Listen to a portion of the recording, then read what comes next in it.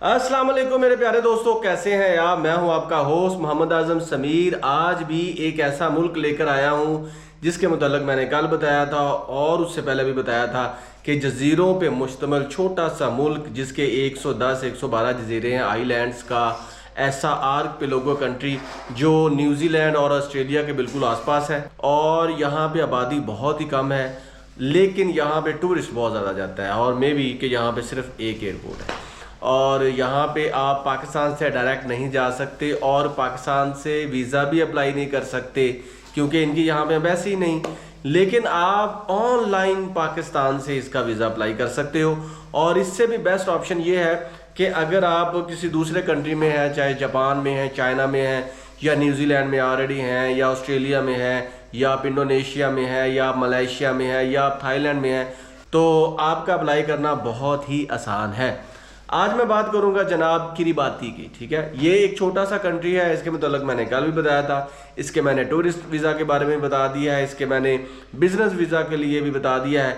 जहाँ तक दोस्तों इसके जॉब का ताल्लुक है ना, तो यहाँ पे जॉब कुछ ढूंढनी बहुत ही मुश्किल है, बल्कि मैं तो कहूँगा इम्पॉसिबल है। तो यहाँ पे आप सिर्फ टूरिज्म के लिए जा सकते हैं, साइट सीइंग के लिए जा सकते हैं, यहाँ पे आप बिजनेस के लिए जा सकते हैं। और एक ऑप्शन और है जिसको लेकर के आप यहाँ पे जा सकते हैं, और वो ऑप्शन है दोस्तों फैमिली रीयूनिफिकेशन वीज़ा की। जी हाँ, अगर आपका यहाँ पे कोई चाहने वाला है, कोई दोस्त है, कोई संगी है, कोई आपका रिश्तेदार है, माँ है, बाप है, बहन है, भाई है, कोई आपका स्पाउस है, या आपका कोई ऐसा जानने वाला है जो आपको वहाँ पे इनविटेशन दे रहा है और आपको कह रहा है कि भाई आ जाओ, मुझे मिल जाओ, मैं आपको देखना चाहता हूँ, आप उसे देखना चाहते हैं, और आपको वो ऑफ़र कर रहा है कि भाई आपका सारा खर्चा मैं उठाऊंगा, या वो आपको जस्ट ये ऑफ़र कर रहा है कि भाई आपको रहने की जगह मैं प्रोवाइड करूँगा, खाना शाना सब कुछ मेरी तरफ से, और आपने बस आना है और मुझे मिल के जाना है, तो then you can also go to the Kiribati. तो अगर इस तरह की सिचुएशन आपके साथ है तो फिर आपको फैमिली रीयूनिफिकेशन वीज़ा के लिए जाना पड़ेगा।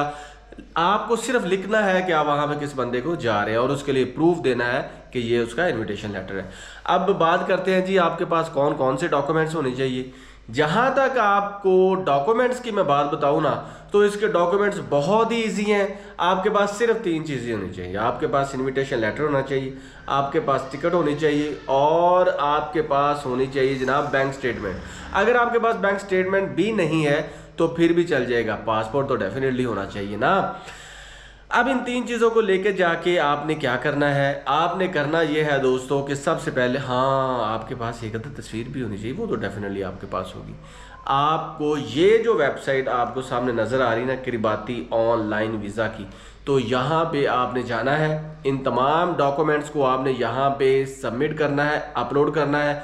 आपका नाम, आपका पता, आपका एड्रेस, आप वहाँ पे किस लिए जा रहे हैं, पर्पज़ ऑफ ट्रैवल, और वहाँ पे जो बंदा आपको बुला रहा है उसकी कंप्लीट इन्फॉर्मेशन, उसका एड्रेस, वो जो चीज़ें आपके लिए कर रहा है उसका प्रूफ, वो जो आपको इनविटेशन लेटर दे रहा है क्या वो सरकारी तौर पे दे रहा है या प्राइवेटली दे रहा है, फिर भी वहाँ की स्टैम्प वगैरह, अगर उसकी कंपनी है तो उसका पता सारा, उसका जो कुछ भी है ना आपके पास, उसकी पूरी इन्फॉर्मेशन होनी चाहिए। और आपने इसी वेबसाइट से, जिसको मैंने अभी आपका पोर्टल दिखाया, यहीं से इसका फॉर्म डाउनलोड होगा, उसको आपने फिल करना है। 3 चीज़ें हैं मज़ीद, एक आपके नाम के स्पेलिंग गलत नहीं होनी चाहिए, एक आपका वहाँ पे ट्रैवल जो फंक्शन है, जो आपका पर्पज़ ऑफ ट्रैवल है वो क्लियर होना चाहिए, आपके नाम का जितना भी स्पेलिंग है वो भी गलत नहीं होनी चाहिए, और पासपोर्ट का नंबर तो गलत होना ही नहीं चाहिए, वरना फिर आप फेल हैं।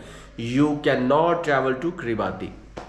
लो जी, सारी चीज़ें हो गई हैं। अब सवाल ये पैदा होता है कि आपको कितना टाइम लगेगा, कितने पैसे दरकार हैं, और इसकी फ़ीस कैसे पे करते हैं। तो भैया आप इसकी फ़ीस ऑनलाइन ही पे कर सकते हैं। इस सिलसिले में चूँकि यहाँ पे आपको पता है पाकिस्तान में पेपाल नहीं है, तो उसके भी बहुत से तरीके हैं। पेयोनियर के ज़रिए भी आप इसकी फ़ीस दे सकते हैं, और अगर नहीं तो कोई आपका दोस्त जो न्यूजीलैंड में है या ऑस्ट्रेलिया में है तो वो आपकी फ़ीस भी पे कर सकता है, क्योंकि यहाँ पे ऑस्ट्रेलियन डॉलर चलता है, यहाँ की करेंसी है जी ऑस्ट्रेलियन डॉलर। और अब ये भी सवाल उठता है जी कितनी फ़ीस है। तो इस सिलसिले में आपके पास कम व बेश कुल मिला के अगर यूरो में बात करें ना, तो 100 यूरो तक होनी चाहिए पैसे, सिंगल एंट्री के साथ। और एक और बात भी है, वो सबसे इम्पोर्टेंट, आपने फ़ीस भी जमा कर दी और अब आपको 7-8 दिन के बाद या मैक्सिमम 15 दिन के अंदर अंदर आपको आपकी ही ईमेल पे जो आपने वहाँ पे पुट की होगी, जिसको आपने लिखा होगा, उस पर वीज़ा आ जाएगा। और इस सिलसिले में आपकी ईमेल भी गलत नहीं होनी चाहिए। वो ईमेल देनी है आपने दोस्तों जो फंक्शनल हो, जो एक्टिव हो, जिस पे आपको मेल्स आती हो। अब एक और चीज़ लोग पूछते हैं कि भाई ये बता दे कि उस वहाँ पे जाना कैसे है भाई, इतना फार फेच्ड एरिया है, जजीरों पे मबनी एक मुल्क है, तो किस जगह से जाएं भाई, हमें तो पता ही नहीं है।